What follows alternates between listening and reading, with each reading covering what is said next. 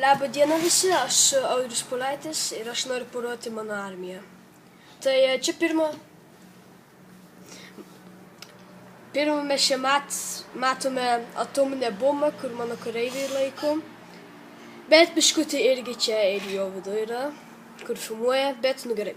Tai dabar mes matome, čia yra apsauga.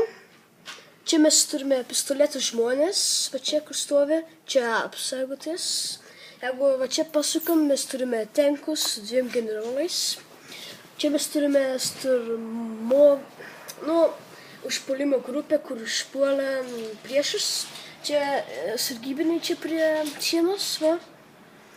Ir ir čia yra generolas su sargybinė, va čia, ir dar 2 sargybiniai va čia. Tai čia dabar visa mūsų armija.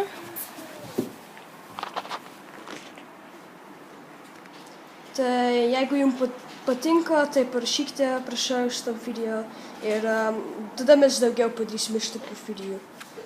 Ate.